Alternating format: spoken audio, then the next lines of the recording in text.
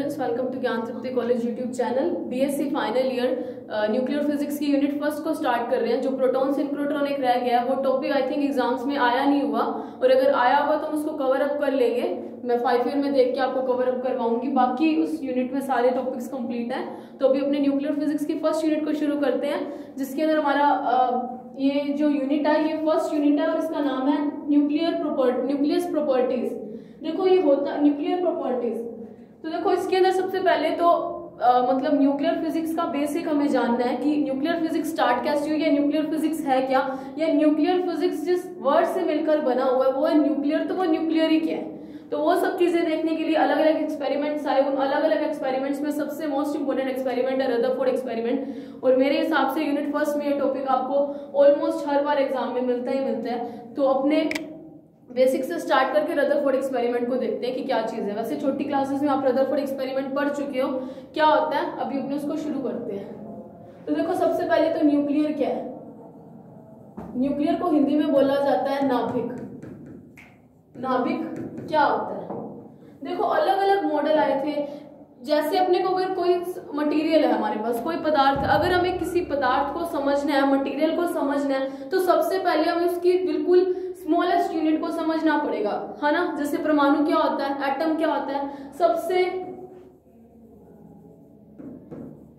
जैसे एक ऐसी यूनिट होती है जिसको और ज्यादा हम क्या कर सकते हैं, डिवाइड ना कर पाए, है ना, और ज्यादा तोड़ ना सके, उसको क्या बोलते हैं, नाभिक बोलते हैं, है ना। तो मतलब हमें न्यूक्लियर फिजिक्स की जरूरत क्यों पड़ी, हम पहले वो देखते हैं। इसका रीजन ये है कि हमें पता है कि जितने भी यूनिवर्स में हर एक चीज मटेरियल, मॉलिक्यूल्स, एटम से मिलके बना हुआ है। अब हमें अगर उनको स्टडी करना है तो हमें उसका बिल्कुल स्मॉलेस्ट यूनिट यानी atom, nucleus, molecule, protons, neutron, इन सब चीजों के बारे में पता होना चाहिए। इस चीज को समझने के लिए न्यूक्लियर फिजिक्स आई थी कि किसी मटेरियल को या किसी सब्सटेंस को पढ़ना है तो उसको किस तरीके से स्टार्ट किया जा सके, उसकी स्मॉलेस्ट यूनिट को पकड़ के शुरू करते हैं। तो देखो एटम क्या होता है, एक परमाणु क्या होता है, न्यूनतम इकाई होती है किसी पदार्थ की जिसको और ज्यादा विभाजित नहीं किया जा सकता। मतलब इसको अगर एटम को टुकड़ों में तोड़े तो नहीं तोड़ पाएंगे। जैसे कि रेत का एक कण, वो एक आपने यूनिवर्सल एग्जांपल सुनी रखा होगा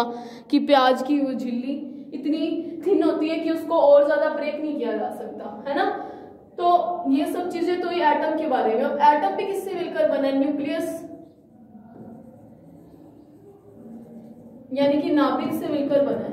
तो न्यूक्लियर फिजिक्स में इन्हीं नाभिक की स्टडी की जाती है। तो न्यूक्लियर होता क्या है, पहले जब मतलब जब स्टार्ट किया गया था फिजिक्स को, क्लासिकल फिजिक्स में ये सब चीजें नहीं एक्सप्लेन थी अच्छे से, लेकिन जब थॉमसन मॉडल आया, थॉमसन ने क्या किया, जे थॉमसन ने इलेक्ट्रॉन की खोज की, ठीक है, इलेक्ट्रॉन की डिस्कवरी की।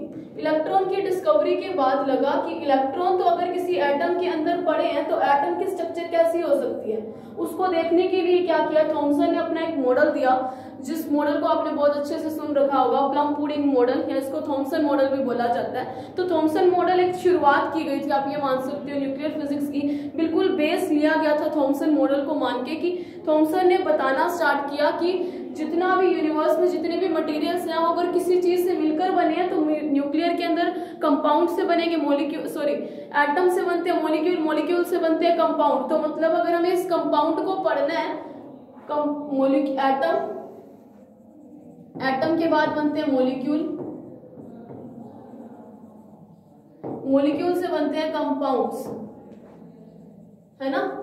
तो अगर हमें इस कंपाउंड को पढ़ना है तो जरूरी है कि हमें मॉलिक्यूल और इस एटम के बारे में पता हो, और अगर हमें इस एटम के बारे में पढ़ना है तो हमें इस न्यूक्लियस एटम के बारे में इसकी डीप टू डीप स्टडी पता होनी चाहिए, या आप ऐसे बोल सकते हो इसके लिए हमें इस एटम की स्ट्रक्चर पता होनी चाहिए कि इसकी स्ट्रक्चर क्या है। उसी बेस पे हम बता सकते हैं कि एटम कैसे होंगे। एटम पता है तो हम मॉलिक्यूल्स बता सकते हैं, क्योंकि मॉलिक्यूल्स क्या होते हैं, एटम से जुड़ के मिलते हैं ना।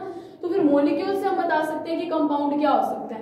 तो जे थॉमसन न्यूक्लियर फिजिक्स का वो बेस था जिसने हमें बताया कि एटम होता कैसा है या न्यूक्लियस होता कैसे है। तो नाभिक की अगर खोज देखी जाए तो उसकी शुरुआत जे थॉमसन ने की थी न्यूक्लियर फिजिक्स की, लेकिन जे थॉमसन का वो बात हो रही है कि उसका मॉडल थोड़ा गलत हो गया था, जिसको चेंजेस करने के लिए रदरफोर्ड ने कुछ काम शुरू किए थे।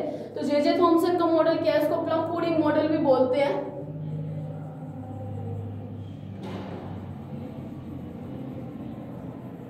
तो प्लम पुडिंग मॉडल अपने आप में न्यूक्लियर फिजिक्स का पहला मॉडल मान सकते हो कि अगर हमें एटम की स्ट्रक्चर देखनी है, न्यूक्लियस को देखना है, न्यूक्लियर फिजिक्स में हम न्यूक्लियर्स को पढ़ रहे हैं, तो उन्हीं न्यूक्लियर को पढ़ने के लिए सबसे पहला मॉडल आया ही थी तो थॉमसन मॉडल। तो थॉमसन मॉडल के अंदर कुछ कमियां आने के कारण बाद में उसको फर्दर एक्सपेरिमेंट लेके प्रूव किया गया कि न्यूक्लियर होता क्या है। तो वो सबसे न्यूक्लियस के बारे में एग्जैक्ट सिचुएशन या उसकी एग्जैक्ट डेफिनेशन बताने के लिए जो सही चीज थी वो रदरफोर्ड ने बताई थी। कैसे वो आपको बता दूं, देखो प्लम पुडिंग मॉडल में तो आपको पता ही है कि उन्होंने क्या माना था, एटम होता कैसा है, जैसे एक तरबूज होता है वैसा एटम होता है जिसके अंदर पॉजिटिव चार्ज तो सारी जगह पर डिस्ट्रीब्यूटेड होते हैं, और जिस तरीके से तरबूज के अंदर बीज पड़े होते हैं वैसे उसके अंदर क्या होते हैं, नेगेटिव चार्ज यानी कि इलेक्ट्रॉन्स उस स्ट्रक्चर के अंदर धसे हुए होते हैं। ये तो प्लम पुडिंग मॉडल था, मतलब पॉजिटिव चार्ज हर जगह पे इक्वली सेपरेटेड है और इलेक्ट्रॉन्स क्या उसके अंदर फंसे हुए होते हैं। ये तो माना गया प्लम पुडिंग मॉडल, ये या थॉमसन मॉडल भी बोला जाता है, थॉमसन ने माना। लेकिन जब एक्सपेरिमेंट से इस चीज को प्रूव किया गया तब वो चीज गलत आई थी। कैसे गलत आई थी, तो उसके लिए अपने रदरफोर्ड एक्सपेरिमेंट समझते हैं।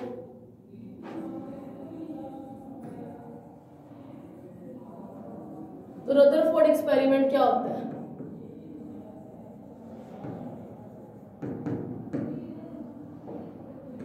देखो रदरफोर्ड एक्सपेरिमेंट क्या होता है, मेरे हिसाब से क्लास में आने वाले हर एक स्टूडेंट को रदरफोर्ड एक्सपेरिमेंट तो बहुत अच्छे से पता होगा, लेकिन अपने फिर भी देखते हैं। रदरफोर्ड ने क्या किया, अपने दो स्टूडेंट्स के साथ मिलकर एक एक्सपेरिमेंट को परफॉर्म किया। उस एक्सपेरिमेंट से हमें दो फायदे हुए।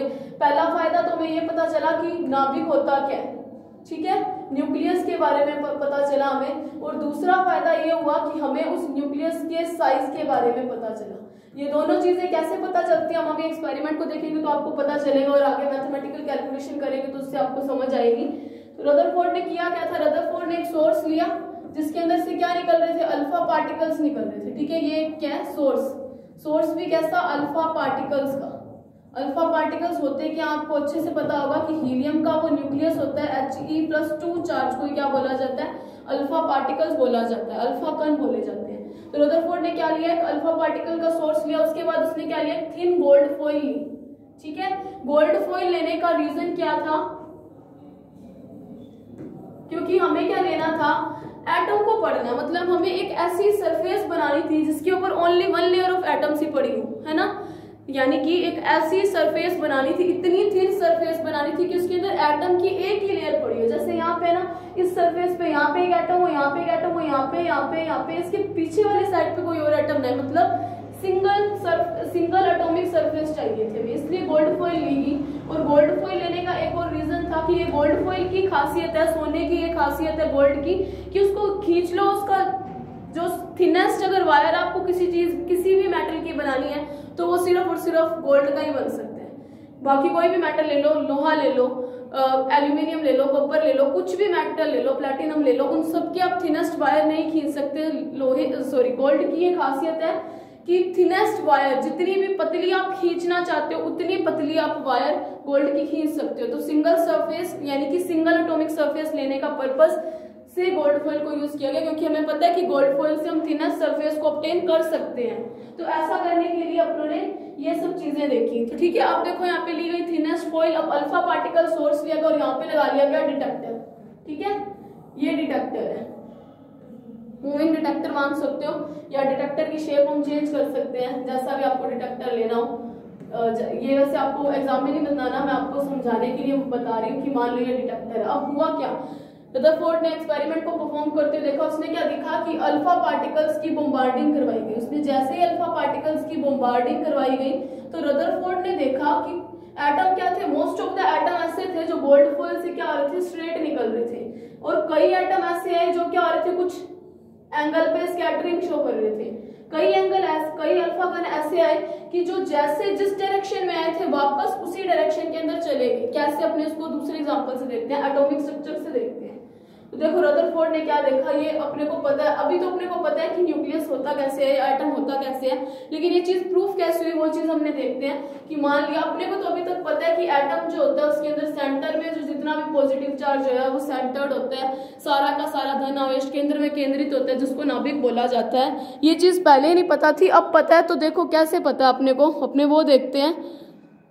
तो देखो ये तो हमारा हुआ एटम, ठीक है, ये एटम, ये पॉजिटिव चार्ज बिल्कुल सेंटर में पड़ा है। उसने क्या शुरू किया, अल्फा पार्टिकल्स की बॉम्बार्डिंग शुरू की। जब अल्फा पार्टिकल्स की बॉम्बार्डिंग शुरू की गई उस टाइम देखा गया कि कुछ अल्फा पार्टिकल्स ऐसे थे जो बिना डिफ्लेक्ट हुए सीधा चले गए, जैसे कि ये, जैसे मैं आपको एक मिनट डायग्राम बना लूं उसके बाद मैं आपको बताती हूँ।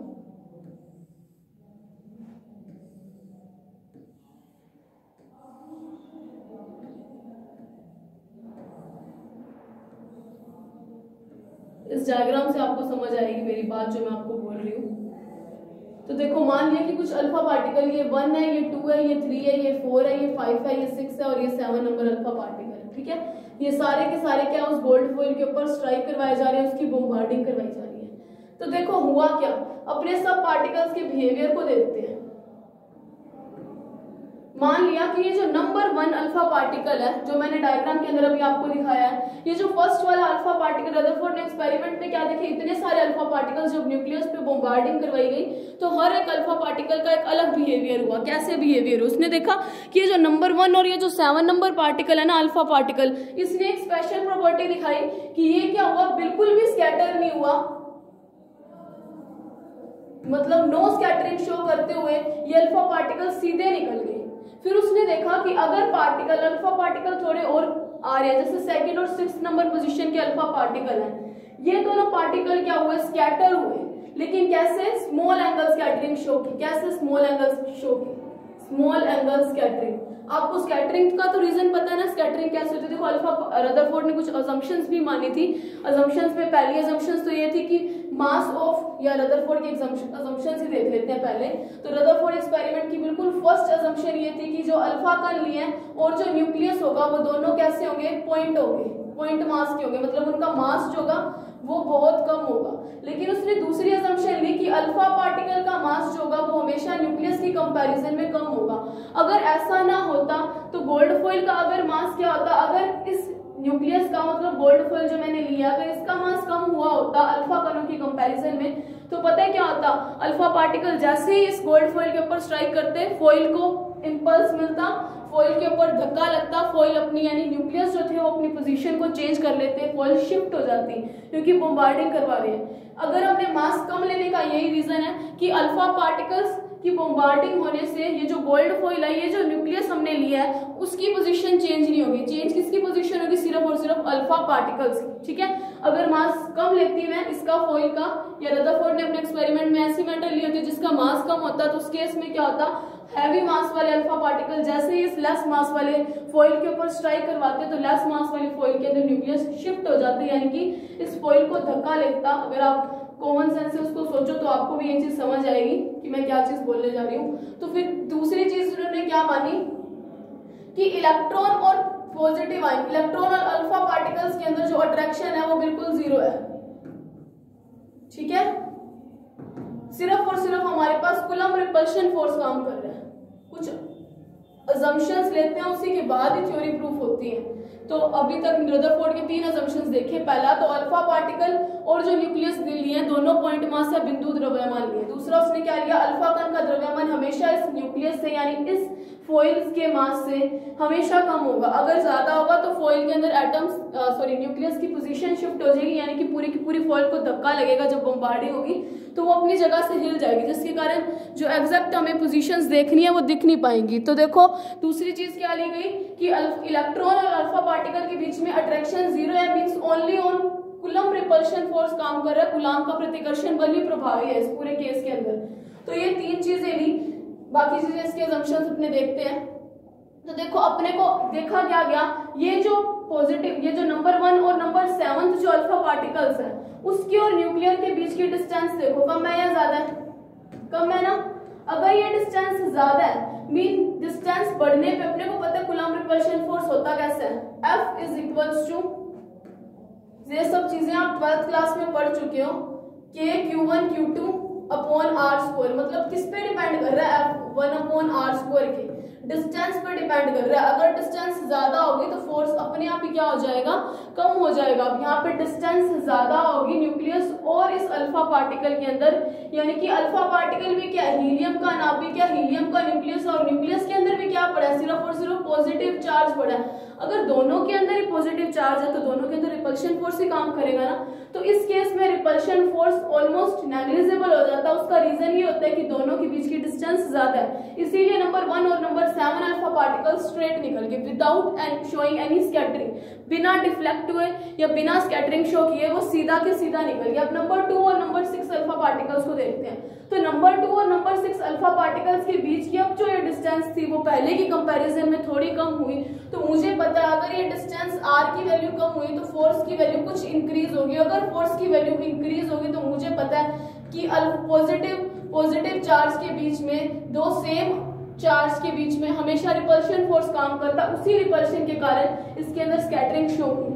सिमिलरली नंबर 3 और नंबर 5 जो अल्फा पार्टिकल है उनके बीच में भी न्यूक्लियस और इन दोनों के बीच की डिस्टेंस घटी, जिसके कारण क्या हुआ, स्कैटरिंग शो की। और नंबर 4 न्यूक्लियस में यानी रदरफोर्ड ने जब मल्टीपल ऑफ अल्फा पार्टिकल्स की बॉम्बार्डिंग करवाई गई थी तब ये देखा गया कि कई सारे एटम तो ऐसे, कई सारे अल्फा पार्टिकल्स ऐसे तो जो सीधा निकल गए। कुछ अल्फा पार्टिकल्स ने लार्ज एंगल स्कैटरिंग शो की, कुछ अल्फा पार्टिकल्स ने स्मॉल एंगल स्कैटरिंग शो की।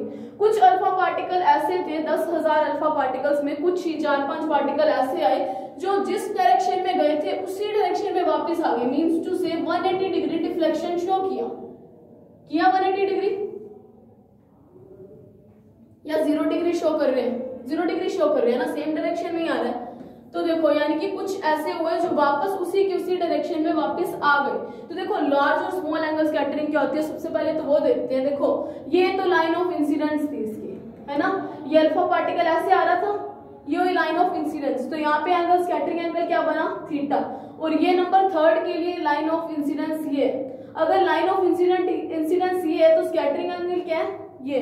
तो स्कैटरिंग एंगल ये वाला और ये वाले में आप देख सकते हो नंबर 2 और नंबर 3 में से ऑब्वियस है नंबर 3 स्कैटरिंग एंगल हमेशा लार्ज बनेगा, इसीलिए इसको मैंने बोला नंबर 2 और जो नंबर हमारा 6 है इन्होंने क्या शो किया, स्मॉल एंगल स्कैटरिंग शो की। और सिमिलरली जो हमारा नंबर 3 और नंबर 5 है उन्होंने क्या किया, लार्ज एंगल स्कैटरिंग शो की। तो जब आप थ्योरी लिखोगे तो आपको थ्योरी के अंदर ये सारे पॉइंट्स लिखने कि रदरफोर्ड ने जब एक्सपेरिमेंट को परफॉर्म करना शुरू किया गया यानी अल्फा पार्टिकल्स की बॉम्बार्डिंग शुरू की, किस पे, गोल्ड फॉइल के ऊपर। और एक चीज और ध्यान रखना, जो गोल्ड फॉइल ली गई थी उसकी थिकनेस थी 2 × 10⁻⁷ मीटर की रेंज की थिकनेस थी, मतलब 10⁻⁷ मीटर। आप सोच सकते हो कितनी ज्यादा पतली वायर होगी, 2 कितने सारे 760, इतनी पतली मीटर वाली थिन वायर अगर हम किसी मेटल की खींच सकते हैं तो वो सिर्फ और सिर्फ गोल्ड हो सकता है। गोल्ड की ये प्रॉपर्टी है कि उसकी मेटालिसिटी बहुत हाई होती है, मींस उस मेटल की वायर पतले पतले तार खींचना, ये वर्ड आपने पर्टिकुलरली आपने याद समझा होगा कि सोने की धातु के पतले पतले तार खींचे जा सकते हैं, जिसमें अपने एग्जांपल्स भी लेते हैं कि पता नहीं 3-4 ग्राम के हम कितनी मीटर लंबी वायर खींच सकते हैं। तो सिंगल एटॉमिक सरफेस लेने के लिए गोल्ड फॉइल एक बेस्ट और सूटेबल एग्जांपल था, क्योंकि इसकी खासियत ये है कि हम उसके पतले से तार खींच सकते हैं। तो जब थ्योरी लिखोगे तो आप लिखोगे अल्फा पार्टिकल्स की बॉम्बार्डिंग कराएंगे, तो कुछ अल्फा पार्टिकल्स ऐसे थे जो बिना स्कैटरिंग शो किए सीधा निकल गए। बिना स्कैटरिंग शो किए सीधा क्यों निकले, क्योंकि डिस्टेंस बहुत ज्यादा, तो मुझे पता है डिस्टेंस ज्यादा तो ऑटोमेटिकली फोर्स कम मींस रिपल्शन कम मींस स्कैटरिंग ऑलमोस्ट 0, ठीक है, क्योंकि यहाँ पे रिपल्शन भी ऑलमोस्ट 0 हो रहा है, डिस्टेंस बहुत ज्यादा है। और अगले पार्टिकल्स के लिए स्मॉल और लार्ज एंगल स्कैटरिंग शो की, और कुछ पार्टिकल्स ऐसे थे जो वापस उसी की उसी डायरेक्शन में चले गए। इस चीज से पता चला था कि कुछ ना कुछ ऐसा है कि थॉमसन का जो मॉडल था, थॉमसन ने जो चीज बताई थी कि पूरा का पूरा ये पॉजिटिव चार्ज इसके अंदर डिस्ट्रीब्यूट होगा और उसके अंदर कुछ इलेक्ट्रॉन क्या होंगे, पड़े हुए होंगे। लेकिन जब ये मॉडल देखा गया, रदरफोर्ड ने एक्सपेरिमेंट प्रूफ किया, तो रदरफोर्ड अगर थॉमसन सही होता, अगर थॉमसन का प्लम पुडिंग मॉडल सही होता तो उस केस में इस टाइप के कुछ स्ट्रक्चर्स आने ही नहीं चाहिए थे। हर जगह पे स्कैटरिंग हो सकती थी, क्यों, क्योंकि अब सारी जगह पे पॉजिटिव चार्ज इक्वली फैला हुआ है। अगर सब जगह पे पॉजिटिव चार्ज फैला हुआ तो अल्फा पार्टिकल और पॉजिटिव चार्ज के बीच में तो रिपल्शन होना चाहिए था, लेकिन ऐसा नहीं हुआ। अब आप सोचोगे कि इलेक्ट्रॉन के बीच में अट्रैक्शन क्यों नहीं देखा, तो ये रदरफोर्ड एक्सपेरिमेंट का पहला असम्पशन ही यही था कि इलेक्ट्रॉन्स और अल्फा पार्टिकल्स के बीच का कोई अट्रैक्शन फोर्स ऑलमोस्ट 0 है, उसको किसी तरीके से 0 किया गया है, काम कर रहा है तो सिर्फ और सिर्फ कूलम रिपल्शन फोर्स, कूलम प्रतिकर्षण बल के अलावा कोई और बल काम कर ही नहीं सकता। और अगर ऐसी चीज होती, थॉमसन का मॉडल सही होता, तो फिर पॉजिटिव चार्ज पार्टिकल्स तो हर जगह पे फैले हुए हैं, न्यूक्लियस के अंदर जो पॉजिटिव चार्ज है वो तो सारी जगह पे इक्वली फैला हुआ है, तो ये सब चीजें तो होनी नहीं चाहिए थी। इसका मतलब रदरफोर्ड ने यहाँ से न्यूक्लियस की डेफिनेशन, एग्जैक्ट डेफिनेशन निकली नाभिक की कि जितना भी पॉजिटिव चार्ज है किसी एटम का वो एक सेंटर की तरफ सेंटर्ड है। अगर यहाँ पे पॉजिटिव चार्ज है तो मींस मैक्सिमम रिपल्शन मिला, जिसके कारण जो अल्फा पार्टिकल्स थे वो स्कैटरिंग शो करने की बजाय वापस उसी डायरेक्शन में चले गए। पता होता कैसे, यहाँ पे अल्फा पार्टिकल आया और वो यहाँ तक ही पहुंचता ऑलमोस्ट, और यहाँ पे क्या होता है वो रिपल्शन शो कर देता है इस डिस्टेंस को। जहाँ पे या एक चीज और बताती हूँ, अल्फा पार्टिकल्स अगर मोशन कर रहे हैं मींस उसके पास टोटल एनर्जी तो काइनेटिक एनर्जी है, लेकिन यहाँ पे वो सेंटर के अंदर आ रहा है, सेंटर में आ रहा है मींस पॉजिटिव चार्ज के बहुत ज्यादा पास आ रहा है। मुझे पता है डिस्टेंस r बढ़ती जा रही है तो फोर्स रिपल्शन स्ट्रॉन्ग होता जा रहा है। अगर रिपल्शन फोर्स स्ट्रॉन्ग होता जा रहा है तो एक कंडीशन ऐसी आती है कि अल्फा पार्टिकल की टोटल काइनेटिक एनर्जी उस रिपल्सिव फोर्स के कारण जीरो हो जाती है, और वहां पे क्या हो जाता है, टोटल काइनेटिक एनर्जी किसमें कन्वर्ट हो जाती है, पोटेंशियल एनर्जी में। अगर किसी की काइनेटिक एनर्जी जीरो है तो ऑब्वियस है हमें ये चीज समझ आती है कि अगर कोई गति नहीं कर रहा तो मीन्स स्थिर होगा, और अगर स्थिर है तो उसके पास एक ही ऊर्जा बचती है, वो होती है हमेशा स्थितिज ऊर्जा।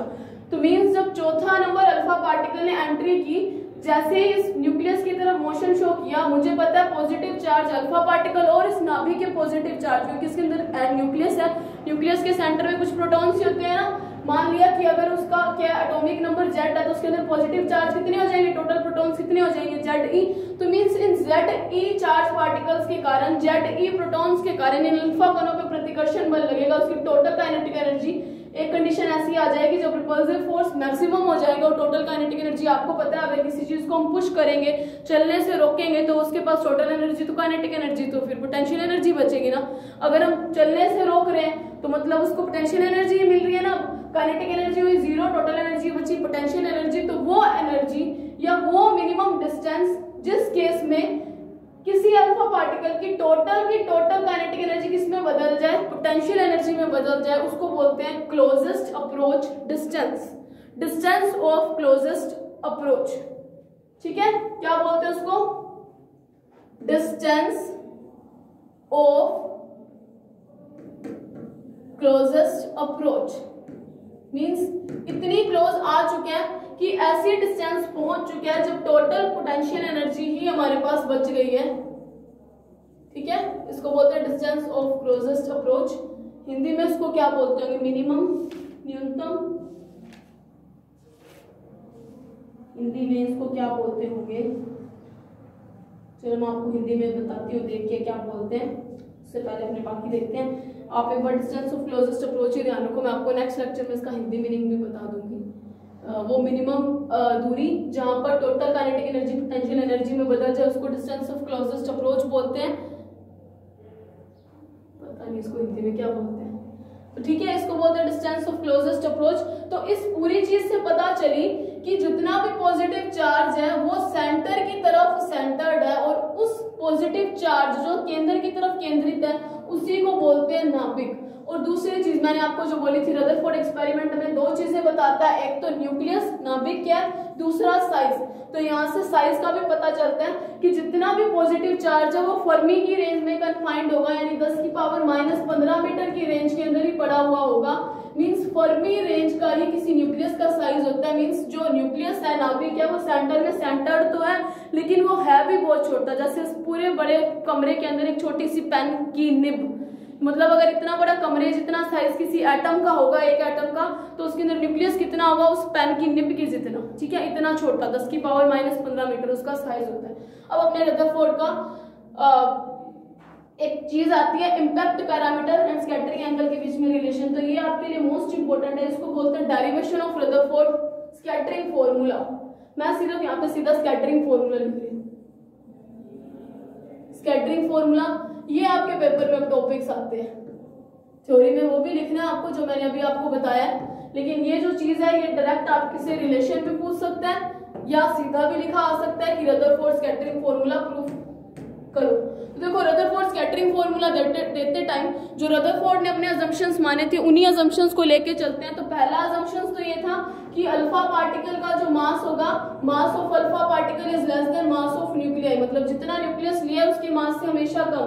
दूसरी चीज क्या ली थी, अल्फा पार्टिकल और जो न्यूक्लियस, मैं न्यूक्लियस को नाभिक यानी कि जो भी मैं फॉइल ले रही हूँ उसकी बात कर रहे हैं हम यहाँ पे, ठीक है, उसका क्या है, वो हमेशा कैसे होंगे, पॉइंट मास होंगे, मीन्स उसका मास क्या होगा, हमेशा बहुत कम होगा, ठीक है, पॉइंट मास लिख दिया। दूसरी चीज क्या चीज है, दूसरी चीज क्या ली थी, सिर्फ और सिर्फ कैसा फोर्स काम करेगा, कूलम्ब रिपल्शन फोर्स।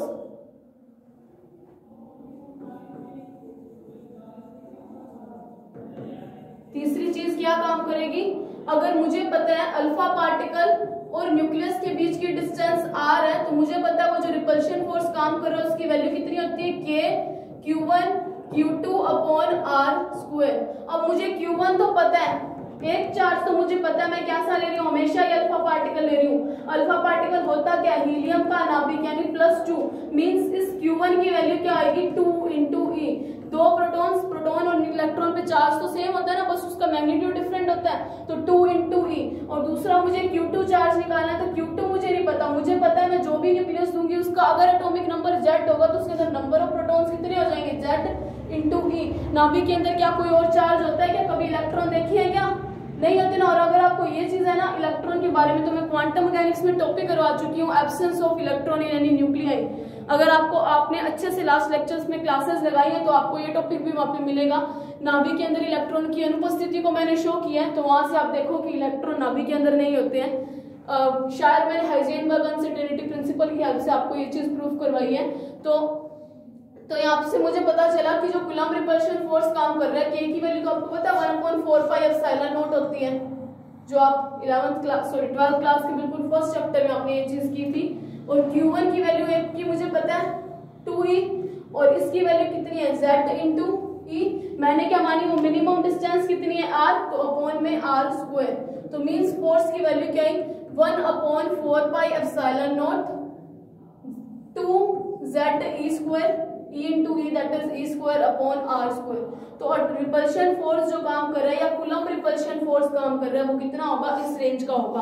अब मुझे पता है, मैं एक, अगर रदरफोर्ड ने क्या किया था, स्कैटरिंग एंगल रहते टाइम सिर्फ एक अल्फा पार्टिकल की बिहेवियर को समझाया और बाकी को हम अपने आप समझते हैं। देखो कैसे करते हैं, मान लिया कि यहाँ पे क्या है, ये क्या है, बिल्कुल सेंटर एक्सिस है, ठीक है, यहाँ पे क्या पड़ा है, न्यूक्लियस पड़ा है। अभी मैं आपको एक चीज और बता रही हूँ, इम्पैक्ट पैरामीटर क्या होता है। देखो ये पूरा एटम जिसके सेंटर में न्यूक्लियस पड़ा है, यहाँ पे अल्फा पार्टिकल आया वापस उसी डायरेक्शन में गया, आया स्कैटरिंग शो की, आया लार्ज एंगल स्कैटरिंग शो की, आया उसी डायरेक्शन में चला गया। देखो तो वो मिनिमम डिस्टेंस होती है इम्पैक्ट पैरामीटर, या इम्पैक्ट पैरामीटर वो डिस्टेंस होती है अल्फा पार्टिकल और नाभिक के बीच की, वो परपेंडिकुलर डिस्टेंस होती है। ये परपेंडिकुलर डिस्टेंस है ना, जब क्या होता है, कोई भी अल्फा कण क्या करना शुरू करे, स्कैटरिंग को शो करनी शुरू करे, प्रकीर्णन शो करे, प्रकीर्णन स्कैटरिंग लिख देते हैं, प्रकीर्णन पता नहीं क्या लिखा जा रहा है,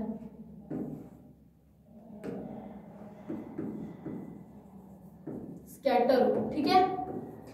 तो इम्पैक्ट पैरामीटर डिस्टेंस समझ आएगी। इम्पैक्ट पैरामीटर को 20 से शो करते हैं, तो इम्पैक्ट पैरामीटर या संघट्ट प्राचल बोलते हैं इसको हिंदी में। संघट्ट प्राचल वो न्यूनतम दूरी होती है किसी अल्फा कण और नाभिक के बीच की, जब क्या हो, अल्फा कण क्या शो करे, रिपल्शन शो करे। मतलब अगर यहाँ पे मैं इम्पैक्ट पैरामीटर देखूं ना, जो सीधा चला गया, इसके लिए इम्पैक्ट पैरामीटर कुछ भी नहीं है, लेकिन जिसने large small angle scattering show की उनके लिए, अगर जैसे वो यहाँ से स्कैटरिंग शो की, जैसे मैं यहाँ पे आपको दिखाती हूँ,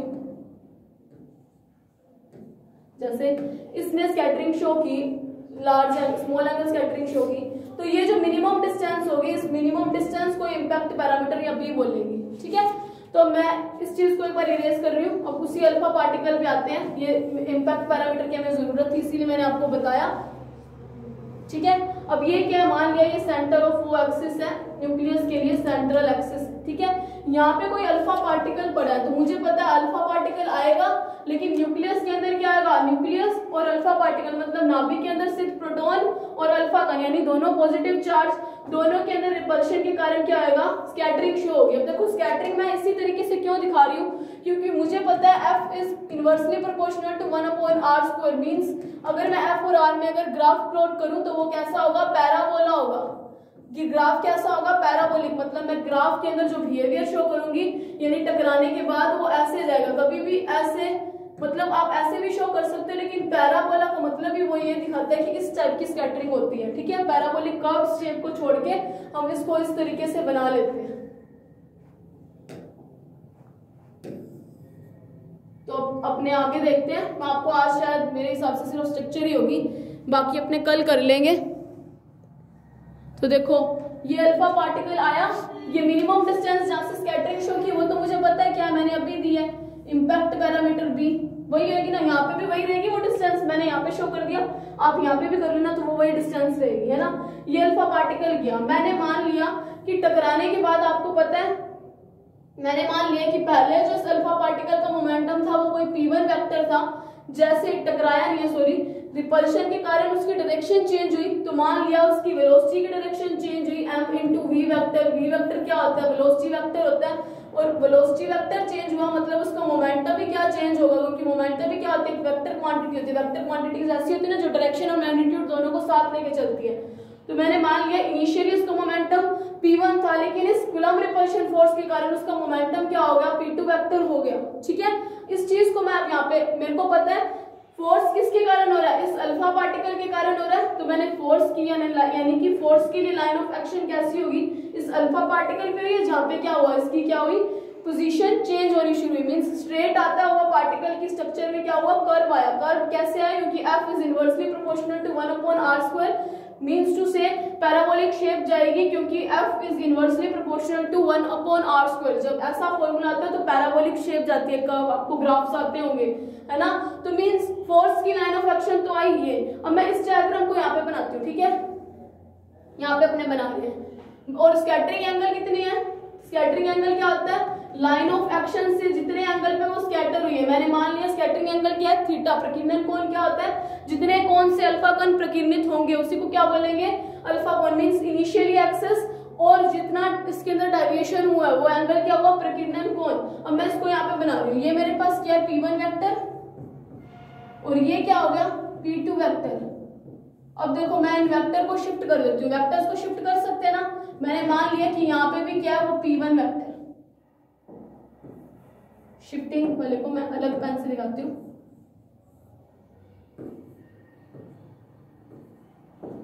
मैंने क्या किया, वेक्टर को शिफ्ट कर दिया। कैसे शिफ्ट किया आप देखो, आपको आता होगा ये चीज। इसकी डायरेक्शन ये है, ये मैंने p1 वेक्टर को शिफ्ट कर दिया, ये हुआ p1 वेक्टर की डायरेक्शन, तो ये हुआ p2 डेल्टा p, यानी चेंज इन मोमेंटम कितना हुआ हम यहाँ से निकाल सकते हैं। तो अगर मैं यहाँ पे ट्राइंगल लो लगाऊं तो मुझे पता है ये एंगल क्या है, थीटा है ना, ये मैंने थीटा एंगल बनाया, मैंने वो थीटा का थीटा लिख दिया। ये चीज मैंने नीचे यहाँ पे नोट डाउन की। फिर मैंने वेक्टर को शिफ्ट कर रही हूँ कि मैं इस वेक्टर को सोल्व करना चाहती हूँ, ट्राइंगल लगाना चाहती हूँ। अगर आपको पैरेललोग्राम लगाना होगा तो ये वेक्टर यहाँ पे, ये p वेक्टर, और यहाँ पे क्या हुआ, आप पैरेललोग्राम का भी लगा सकते हो। ठीक है, ये हुआ p2 वेक्टर, ये हुआ p1 वेक्टर, और यहाँ से आप इसके लाइन ऑफ एक्शन से आप इसको निकाल सकते हो। ठीक है, ये चीजें आपको आती होगी, 11th क्लास में आप पढ़ चुके हो। ठीक है, तो यहाँ पे देखो मेरे पास ट्राइंगल लो लगाऊंगी तो सेम डायरेक्शन वाले वेक्टर तो जुड़ जाते हैं, delta p vector plus p1 vector जुड़ गया, इज इक्वल्स टू किसकी वेक्टर आएगा, p2 वेक्टर की, क्योंकि इसकी डायरेक्शन इन दोनों से अपोजिट है, ये दोनों सेम डायरेक्शन में जा रहे हैं। तो देखो, तो यहाँ से मेरे पास डेल्टा p वेक्टर यानी चेंज इन मोमेंटम कितना आएगा, p2 vector minus p1 vector, यही चीज आएगी। इसको आप दे लेना इक्वेशन नंबर 1। अब एक चीज आपको पता है, अगर हम किसकी बात कर रहे हैं, कूलम फोर्स की बात कर रहे हैं। कूलम बल होता कैसे है, एक कंजर्वेटिव फोर्स होता है, मींस रिपल्शन या अट्रैक्शन दोनों फोर्स हमेशा, कूलम बल हमेशा संरक्षित रहता है ना। कूलम फोर्स कंजर्वेटिव फोर्स होता है ना, ये चीजें आप 12th क्लास में पढ़ चुकी हो। अगर कूलम फोर्स कंजर्वेटिव फोर्स है तो मुझे पता है modulus of p1 vector is equals to modulus of p2 vector होगा। मतलब दोनों के मोमेंटम के अंदर कोई चेंज आएगा ही नहीं। क्यों, क्योंकि कैसा है, कंजर्वेटिव फोर्स है। In before scattering and after scattering momentum remains conserve, ये चीज आप समझते हो। तो p1 p2 कंजर्व है, मींस मेरे को पता है m इंटू वी, क्योंकि देखो वेलोसिटी चेंज ही नहीं हो रही है, चेंज नहीं हो रही ना वेलोसिटी, चेंज तो डायरेक्शन हो रही है, यानी कि पहले स्ट्रेट आता होता है उसकी डायरेक्शन चेंज होगी। इसका रीजन यही था कि कूलम्ब रिपल्शन फोर्स काम कर रहे हैं। कूलम्ब फोर्स कैसा है, कंजर्वेटिव फोर्स होते हैं, ये कंजर्वेशन को शो करते हैं, इसीलिए क्या हुआ modulus of P1 is equals to modulus of P2 के इक्वल आया। तो मुझे पता है मोमेंटम ये, अगर आपने पैरेललोग्राम लगाया हो या मुझे सब्सट्रैक्शन ऑफ वेक्टर्स देखना है तो वो कैसे होता है, डेल्टा P वेक्टर की वैल्यू क्या है, P1 vector P2 vector minus P1 vector, वही चीज लिखी ना मैंने इधर भी, P2 माइनस P1 वेक्टर। अगर डेल्टा P की वैल्यू ये आई है तो मुझे पता है modulus of P1 vector is equals to modulus of P2 vector, यहाँ पे वो आपको लाइन लिखोगे is equals to mv vector, कि आपको पता है कि जो मोमेंटम है कूलम्ब फोर्स है, कंजर्वेशन फोर्स है, इसीलिए क्या होगा इस फोर्स के अंदर, momentum before scattering and after scattering same रहेगी। कंजर्वेशन का मतलब यही होता है ना, नो चेंज होना। तो यहाँ पे आया ये, मुझे सब्सट्रैक्शन ऑफ वेक्टर्स निकालना है या मुझे डेल्टा P निकालना है, तो आप पैरेललोग्राम से आपको ये चीजें आपको पता है कि डेल्टा P की वैल्यू क्या आती है, P1 square plus P2 square minus 2P1 P2 cos of theta. ये चीज आपको मेरे हिसाब से बताने की जरूरत नहीं है, 11th क्लास में वेक्टर्स को अच्छे से पढ़ के आए हो, फर्स्ट ईयर में भी आपने वेक्टर्स को पढ़ा, सब्सट्रैक्शन ऑफ वेक्टर या पैरेललोग्राम रूल लगाते हैं तो यही चीज आती है। तो डेल्टा P की वैल्यू ये आई, ये इसको आपने दे रखी थी इक्वेशन नंबर 1, इसको दे लो कोई इक्वेशन नंबर 2, तो 1 और 2 इन दोनों का मैग्नीट्यूड सेम है तो मैं इसकी वैल्यू पुट कर सकती हूँ। P1 की value m square v square plus again m square v square, क्योंकि P1 P2 दोनों इक्वल है, is minus 2mv into mv, एक P1 की वैल्यू एक P2 की value into cos of theta.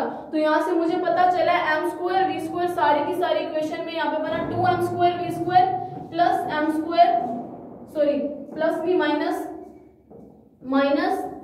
2m square v square cos of theta बचा मेरे पास, है ना, ये अंडर द रूट चल रही है ये सारी चीज। तो यहाँ से इसकी वैल्यू क्या है, 2m स्क्वायर v स्क्वायर का common, m square v square common लेते हैं, तो यहाँ पे बचा mv, मैं रूट से बाहर ले लूं क्योंकि m स्क्वायर v स्क्वायर जैसे रूट से बाहर आएगा तो उसकी वैल्यू mv हो जाएगी। यहाँ पे क्या बचा, 2 माइनस 2 कोस ऑफ थीटा, यानी कि इसको मैं ये लिख सकती हूँ mv bracket 2 bracket 1 minus cos of theta, ये चीज लिख सकते हैं। अब ये चीज मैं यहाँ पे नोट डाउन करवा रही हूँ आपको, ये वाली चीज इधर लेके आ रहे हैं। तो मुझे पता चला डेल्टा P की वैल्यू क्या है, mv root 2 bracket 1 minus cos of theta. और मुझे एक रिलेशन पता है, एक आइडेंटिटी पता है, 1 माइनस कोस ऑफ थीटा की वैल्यू क्या हो सकती है, 2 साइन स्क्वायर थीटा बाय 2 के इक्वल हो सकती है। ट्रिग्नोमेट्रिक फॉर्मूलाज आपको याद होने चाहिए। तो डेल्टा P की वैल्यू क्या आएगी, mv root 2 into 2 sine theta 2 sine square theta by 2 के। अगर ये वैल्यू है तो यहाँ पे mv root 4 sine square theta by 2 बचा, 2 इंटू 2, तो इसकी वैल्यू क्या है डेल्टा P की, यानी चेंज इन मोमेंटम कितना आया, mv2 रूट 4 की वैल्यू 2 होती है, साइन स्क्वायर थीटा बाहर आया तो साइन थीटा बाय 2। तो यहाँ से डेल्टा P की आपके पास वैल्यू है, इसको आप इक्वेशन नंबर दे लेना जो आपकी नेक्स्ट इक्वेशन चल रही हो 3। अब एक चीज आपको पता है, इंपल्स क्या होता है, संवेग, आवेग क्या होता है, इंपल्स को हिंदी में बोलते हैं आवेग। आवेग आई होता क्या है, F डॉट T, यानी फोर्स इनटू टाइम, यानी कि एक शॉर्ट रेंज के लिए जो बल लगता है बिल्कुल छोटे से टाइम के लिए, उसी फोर्स को बोला जाता है इंपल्स यानी कि आवेग। जैसे कि आप कूदते हो, जमीन पे कूदते हो तो आपका पैर एकदम से सरफेस की कांटेक्ट में आता है ना, आपको एकदम से आपका पैर दबता है जिसके कारण एक फोर्स लगता है, तो शॉर्ट टाइम के लिए जो फोर्स लगते हैं उसको इंपल्स बोला जाता है। और भी एग्जांपल्स इसके काफी सारे होते हैं इंपल्स के। अब इंपल्स के एग्जांपल देखते हैं अपने शॉर्ट टाइम के लिए, जैसे कि देखो एक बॉडी है, ठीक है, उसका मास है m, उसकी वेलोसिटी थी v1। अब आपने क्या किया, t is equals to 2 second के लिए, शॉर्ट टाइम के लिए उसके ऊपर एक फोर्स लगाया जिसके कारण उसकी वेलोसिटी चेंज हुई, चाहे आपने उसको रोकने का चेंज काम किया या उसको धक्का मार के उसकी वेलोसिटी को बढ़ाया, वेलोसिटी हुई v2। तो मतलब एक ऐसा फोर्स जो बिल्कुल शॉर्ट टाइम के लिए काम करता है, शॉर्ट टाइम फोर्स को क्या बोला जाता है, इंपल्स बोला जाता है। यानी कि बहुत कम समय के लिए अगर कोई बल लगाया जाता है तो उसको आवेग बोला जाता है। अब यहाँ पे भी देखो बहुत कम समय के लिए बल लग रहा था ना, आया रिपल्शन फोर्स काम किया, एकदम से उसकी डायरेक्शन चेंज हो गई, मींस इंपल्शन आया। और इंपल्शन का एक और रीजन भी होता है, चेंज इन मोमेंटम होना ही मतलब इंपल्शन होना। वो कैसे होता है, क्योंकि अपने को पता है Newton second law F is equals to dp by dt। मैं इसको ऐसे लिख लेती हूँ delta p upon delta t, ठीक है। F is equals to this, तो F इंटू डेल्टा टी करूँ, उसकी वैल्यू क्या आती है डेल्टा p, मतलब चेंज इन मोमेंटम ही हमारे पास क्या लेके आता है इम्पल्स। और इम्पल्स की फॉर्मूला भी यही होता है, force into timing. Short range force को क्या बोला जाता है, इम्पल्स बोला जाता है। बाकी इस टॉपिक को अपने कल करेंगे। बेसिक्स चीजें आज हो गई और कल हमारा लास्ट डेरिवेशन के बाद रदरफोर्ड एक्सपेरिमेंट कंप्लीट होगा। सो आज के लिए ये कंप्लीट नहीं हुआ, लेकिन हाँ इसका एक आपको आइडिया लग गया होगा। अब तो थोड़ी सी मैथमेटिकल कैलकुलेशन ही रह गई है, तो इन सब चीजों को आप ध्यान रखना। सो आज के लिए इतना ही, थैंक यू वेरी मच।